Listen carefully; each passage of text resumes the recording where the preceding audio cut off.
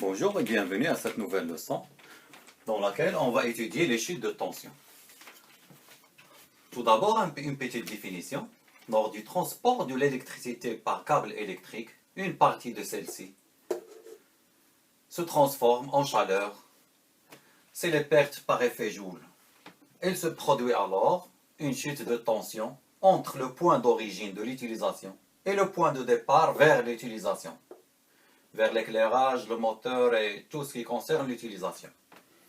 Si cette chute dépasse une certaine valeur, certains appareils ne vont pas fonctionner. D'où l'exigence de la norme. La norme FNFSC 1500 impose des chutes de tension maximales de l'ordre de 3% pour un abonné de basse tension pour l'éclairage et 5% pour les autres usages. Pour un abonné privé ayant son propre poste de tension, donc la chute de tension admissible est de 6% pour l'éclairage et 8% pour les autres usages. Donc, comment on va calculer la chute de tension en ligne? Donc, on calcule la chute de tension en ligne en régime permanent par les formules suivantes. Donc, vous connaissez tous ces formules. Donc, je fais ici un petit rappel. Donc, pour le monophasé et phase neutre, la chute de tension peut s'écrire de la manière suivante. 2 fois IB, courant d'emploi, fois la longueur, fois R, fois cosinus phi, plus X, sinus phi. En pourcent, on peut l'écrire de la façon suivante. Delta U sur Vn. Attention ici. Il faut faire une différence entre Vn, qui est la tension nominale entre phase et neutre, et Un, qui est la tension nominale entre phases. Pour le monophasé, phase-phase, la chute de tension peut s'écrire de la même manière. Seulement ici, on divise par la tension nominale entre phases et non pas par la tension nominale entre phase et neutre, qui est V1. Pour le triphasé, avec ou sans neutre, vous connaissez aussi la formule, c'est la chute de tension est égale à racine carrée de 3, IBL, R cosinus phi plus X sinus phi. Et en pourcent, c'est 100 fois delta U sur UN. UN étant la tension nominale.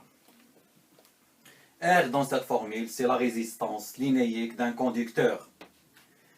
Elle est égale ou il vaut 22,5 ohms millimètres carrés par kilomètre par section de câble en millimètres carrés. Et ça, c'est pour le cuivre. Pour l'aluminium, elle vaut 36 ohms millimètres carrés par kilomètre par section. La section étant en millimètres carrés.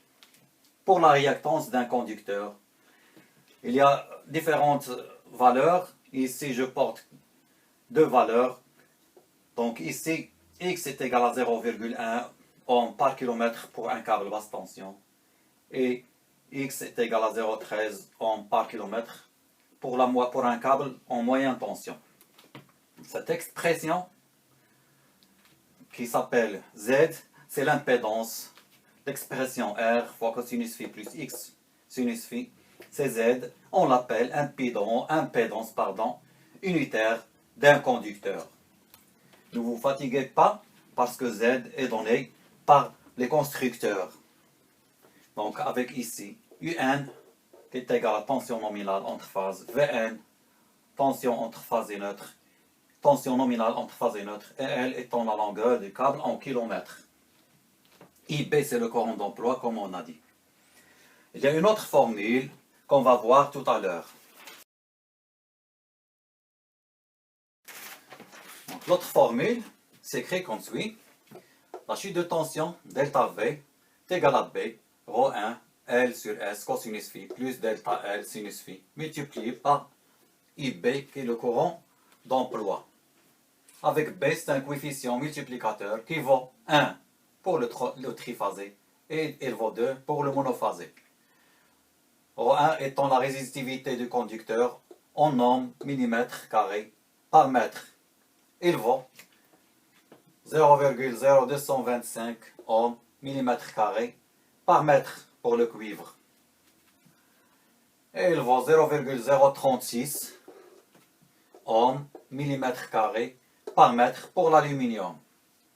L étant la longueur de câble en mètres, delta étant la réactance linéique en ohms par mètre et IB étant le courant d'emploi en ampères.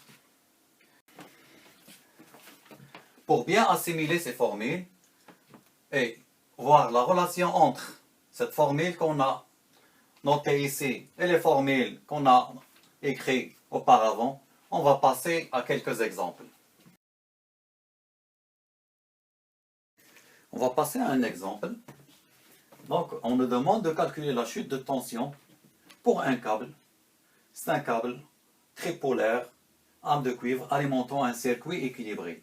C'est un câble triphasé en basse tension, abonné basse tension. Donc, avec les caractéristiques suivantes. L est égal à 160 mètres. La section de section 50 mm². Le courant IB 120 ampères. Une tension nominale de 400 volts et un récepteur dont le cosinus phi est égal à 0,8. Donc, comme on a dit précédemment, si en absence de précision pour les réactances, on prend les valeurs suivantes. Maintenant, on nous impose le câble tripolaire arme de cuivre. Donc, on a la réactance et de la valeur de 0,08 ohms par kilomètre. Donc, j'ai repris ici les deux formules qu'on a vues. Et on va commencer avec celle-là. Donc, pour un conducteur ou un câble triphasé, on a la formule suivante. Delta U est égal à racine carrée de 3 IB L multiplié par Z, qui est de cette forme, R cosinus phi plus X sinus phi. Et on a dit que Z peut se calculer, c'est-à-dire on peut trouver sa valeur grâce aux tables de constructeur, et on peut la calculer. R étant pour le cuivre de 22,5 en millimètres carrés par kilomètre par section en millimètres carrés. Et on a les valeurs suivantes qui nous ont été données. Donc, Z, on va passer au Z.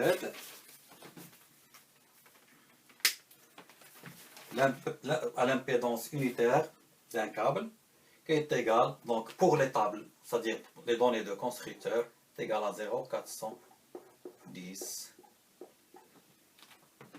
ohms par kilomètre. On va aller chercher, c'est-à-dire calculer le Z. Donc, Z à quoi est égal? On a dit est égal à R cosinus phi plus X sinus phi. Donc, on remplace par les valeurs. Donc, 22,5 divisé par la section. On a une section de 50 mm² multiplié par 0,8 étant le cosinus phi. Plus, on a dit, x est égal à 0,08 plus 0,08 multiplié par 0,6 qui est le sinus phi. Donc on va trouver Z calculé est égal à 0,408 ohms par kilomètre. Donc ça c'est Z calculé, ou l'impédance unitaire du câble. Et ça c'est Z donné par les tables. Donc c'est approximativement la même. Donc on va passer maintenant au calcul de chute de tension. J'ai repris ici le Z qu'on a calculé, qui est égal à 0,408 ohms par kilomètre. Donc on va passer au calcul de la chute de tension. On a dit ici, la chute de tension est égale à racine carrée de 3 IB multiplié par L multiplié par Z. Z, on a dit que Z est approximativement égal à Z des tableaux, qu'on a pris sur les tableaux. Donc Z calculé. Donc on remplace par les valeurs racine carrée de 3 IB est égal à 120. Il faut faire attention aux unités. L c'est 160 en kilomètres, donc on doit multiplier par moins 3, multiplier par 0,408. 408. Toujours en nombre par kilomètre. Donc on va trouver delta U est égal à la valeur suivante, 13,568. Donc je peux arrondir 13,57 volts. Donc en pourcent, on trouve en pourcent égal 100 multiplié par delta U sur U. Delta U, c'est 13,57 sur 400. Donc, on va trouver 3,39, approximativement 39%.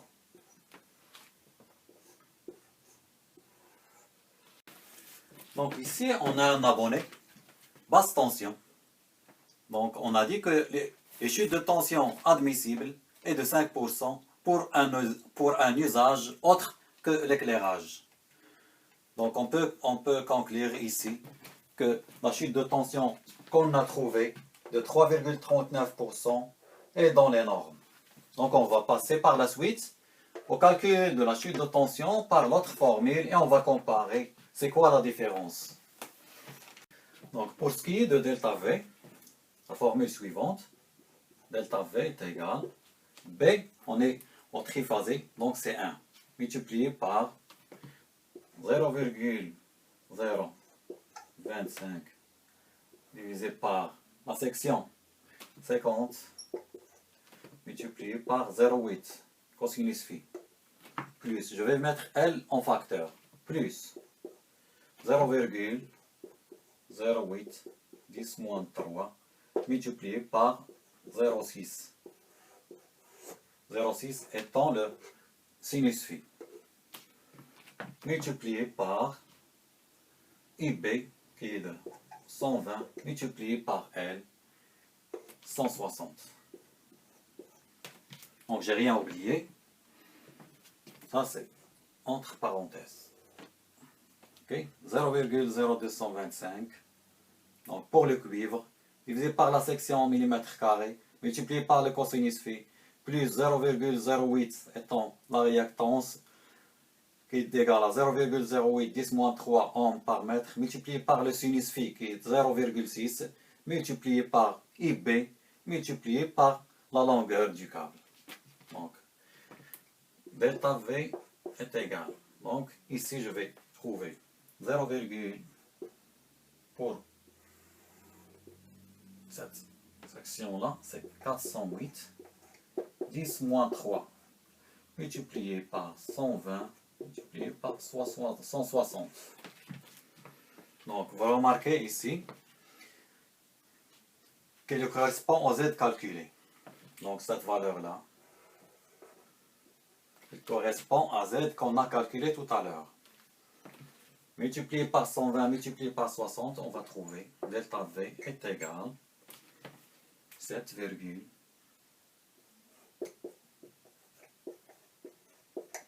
volts.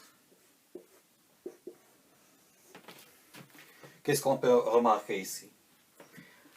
Voici le delta U qu'on a trouvé par la première formule. Et ici, la chute de tension. Ici, c'est 13,568, c'était 13,57. Et ici, c'est 7,8336 volts. Donc, il faut vraiment faire attention ici. C'est pour cela que j'ai fait ce calcul avec les deux formules pour bien faire distinguer entre delta V et delta U. Donc, delta V, c'est entre phase et neutre. Et delta U, il faut vraiment faire attention ici. Donc, c'est V et U.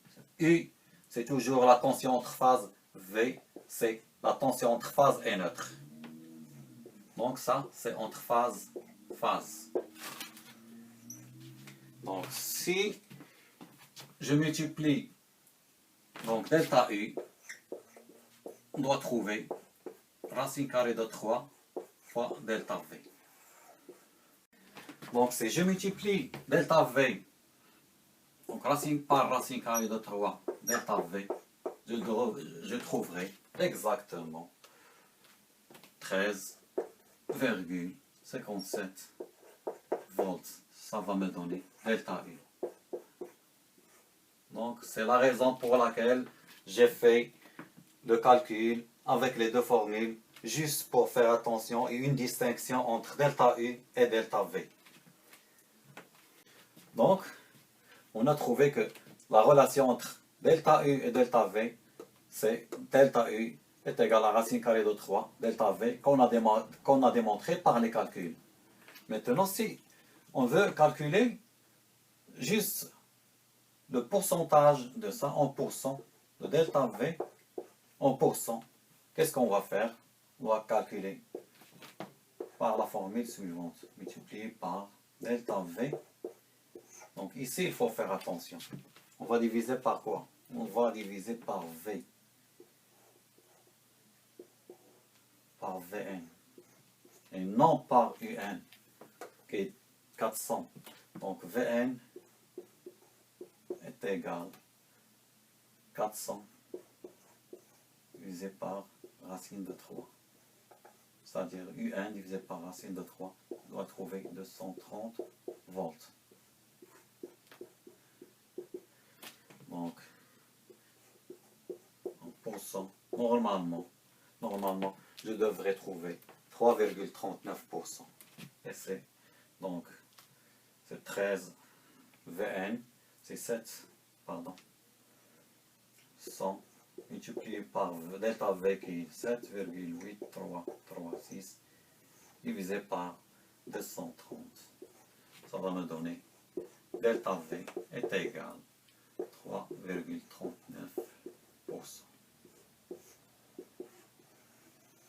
Donc il faut faire vraiment attention dans le calcul des chutes de tension avec les deux formules. Pour bien assimiler cette leçon sur les chutes de tension, je vous donne rendez-vous, Inch'Allah, pour l'étude d'autres exemples. Merci.